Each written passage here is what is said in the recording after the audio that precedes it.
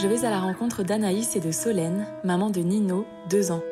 Elles ont choisi de confier leur petit garçon à une assistante maternelle agréée qui travaille dans une MAM, une maison d'assistante maternelle, avec 3 autres professionnels. Une perle rare qui, selon elle, fait désormais partie de la famille. Bonjour Anaïs, bonjour Solène.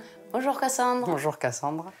Avant la naissance de Nino, est-ce que le choix du mode de garde, c'était pour vous déjà un sujet qui vous préoccupait? Un petit peu, et on s'en est vraiment préoccupé avant la naissance, à peu près, disons, peut-être 4 mois avant. On se demandait, voilà, est-ce qu'on allait privilégier une crèche, une nounou? Et pourquoi au final vous avez opté pour l'assistante maternelle? Alors d'abord parce qu'il y a quand même une flexibilité, puis une facilité dans les demandes. On peut rapidement savoir si elles ont des places, etc. Donc on ne passe pas devant une commission comme pour une crèche. Et puis ensuite, c'est vrai qu'une assistante maternelle, y a un lien qui se crée tout de suite, un échange qui peut se faire de manière assez franche. On peut définir ensemble un petit peu des modalités d'accueil, du projet un petit peu autour de l'enfant. Puis aussi l'assistante maternelle qu'on a rencontrée qui nous a donné envie aussi de poursuivre sur ce mode de garde. Et justement, qu'est-ce qui a fait pencher la balance en faveur de Virginie? Qu'est-ce qui vous a plu chez elle? À la première rencontre, elle a été très attentive, déjà à nous, mais surtout à Nino.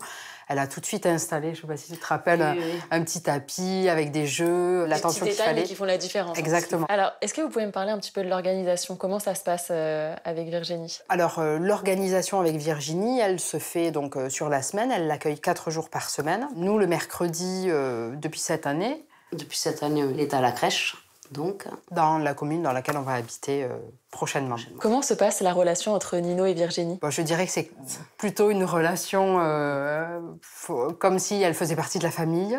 Elle est très attentive à ses besoins. Nino l'apprécie beaucoup. Il n'a jamais pleuré un matin quand elle le prend dans les bras ou quand on le laisse. Et Nino, il prend plaisir à aller là-bas? Ah oui. Comment ça se matérialise? Enfin, qu'est-ce qu'il vous dit exactement? On le voit, quand on le dépose, il est très heureux.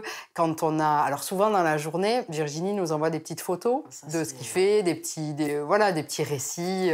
Et on le voit, il rigole, il s'amuse. Quels sont pour vous les critères majeurs pour bien choisir une assistante maternelle? Déjà, un petit peu sa vision de l'éducation ou de l'évolution d'un enfant. Voilà, nous, je sais qu'on recherchait plutôt quelqu'un qui était pour la motricité libre, des choses un petit peu plus particulières. Après, la pédagogie, que ce soit une assistante maternelle qui soit ouverte un petit peu, qui sorte, qui puisse aller dans des ludothèques, des médiathèques ou dans les parcs, ou qui soit pas enfermée à la maison juste à donner à manger. Et après, il y a aussi un côté un peu feeling, je dirais. Oui, c'est pas forcément le CV qui compte, c'est vraiment la rencontre là où tout se joue. L'aspect financier, c'était un frein important pour vous au départ. Alors concrètement, combien ça vous coûte aujourd'hui d'employer Virginie? On a eu l'idée de regarder aussi le simulateur de la CAF pour commencer à estimer en fonction du nombre d'heures, etc. Et estimer aussi le montant des aides que l'on pourrait avoir. Et ça nous a paru un petit peu plus abordable. Ça nous revenait à peu près entre 700 et 800 euros par mois. Et avec le CMG... Donc complément de libre choix du mode de garde. Voilà, ça nous revient à peu près à 400 euros par mois de notre poche. Oui.